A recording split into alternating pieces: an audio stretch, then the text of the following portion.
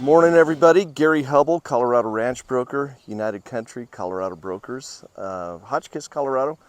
We're standing out here in my hayfield in Crawford, and this is the hayfield that we're working up right now. And the reason why is it had been at least 80 years since this property had actually been tilled.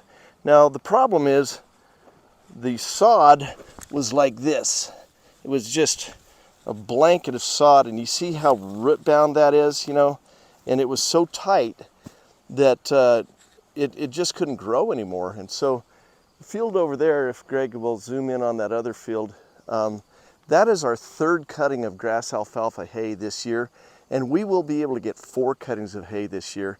And off that field on 55 acres, first cutting, we got 410 3x3x8 square bales, which are about 800 pounds apiece.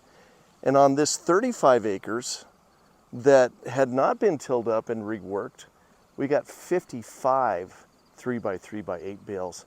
And mathematically it works out to about 1/7 of the production. So that field had been reworked and replanted and is in great shape. This field was not. So I had a spray rig come in from Olathe.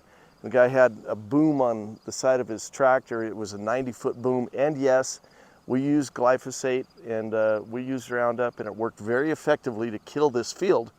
But and then I took that big ripper. It's a 7-shank ripper, and you can see the cuts where the ripper went through. But this is 4.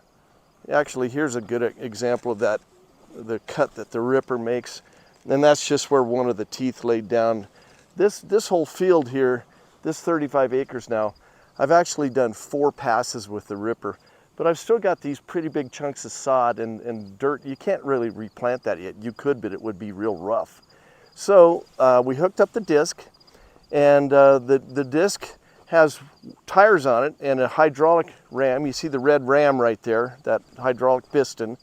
And so you can travel with it with the disc up off the ground, but then when you set it down, then these discs here cut through the earth. Now, you can set the disc, and you can see all the settings right there with those slots right there, those holes, and you can set it so that it's fairly, it's not nearly as aggressive. Right now, it's on an aggressive setting where it's more angled, and this angle cut will cut through this chunky stuff and reduce it down to, maybe egg-sized crumbles of dirt.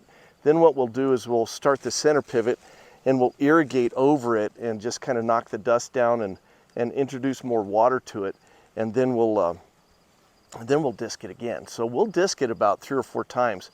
Once we're done disking, then we'll get a land plane in here, and it's just like a great big blade that you drag behind the tractor, and then we'll level out some of the hollows and the hills and the bumps, and and make it nice and smooth, so it'll be a lot easier to farm from now on.